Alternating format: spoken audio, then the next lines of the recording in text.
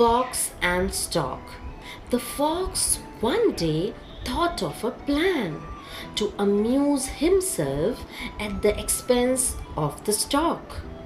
"You must come and dine with me today," he said, smiling to himself at the trick he was going to play. आज की कहानी है लोमड़ी और सारस की। एक दिन लोमड़ी ने सारस का मजाक उड़ाने के लिए एक योजना बनाई। उसने सारस से कहा, "आज तुम मेरे साथ भोजन करने आओ," और अपने मन में मुस्कुराया। The stork gladly accepted the invitation and arrived in good time and with a very good appetite.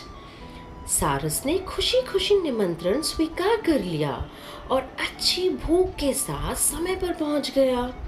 For dinner, the fox served soup, but it was set out in a very shallow dish, and all the stork could do was to wet the very tip of his bill.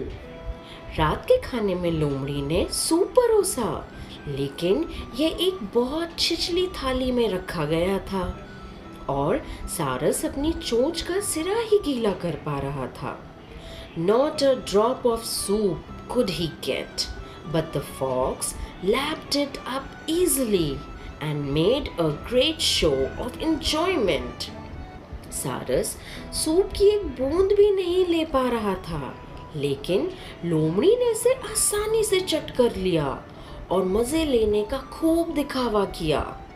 The hungry stork was much displeased at the trick, but he was a calm, even-tempered fellow and saw no good in flying into a rage. भूखा सारस इस चाल से बहुत अप्रसन्न हुआ, लेकिन वह शांत स्वभाव का था और क्रोधित होने में कोई भलाई नहीं देखता था। Instead, not long afterwards, he invited the fox to dine with him in turn. The fox arrived promptly.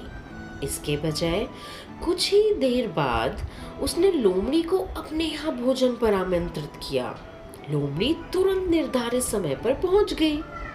The stork served a fish dinner, but it was served in a tall jar with a very narrow neck.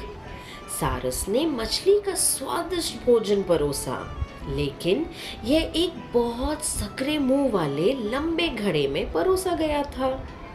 The stork could easily get all the food with his long bill, but all the fox could do was to lick the outside of the jar and sniff at the delicious odor.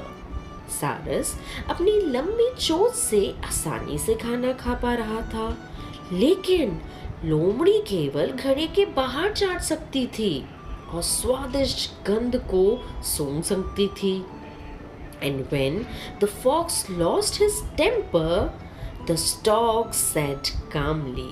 और जब लोमड़ी का गुस्सा फूट पड़ा, तो सारस ने शांति से कहा कि जैसा करोगे वैसा भरोगे। So the moral of the story is, do not play tricks on your neighbors unless you can stand the same treatment yourself.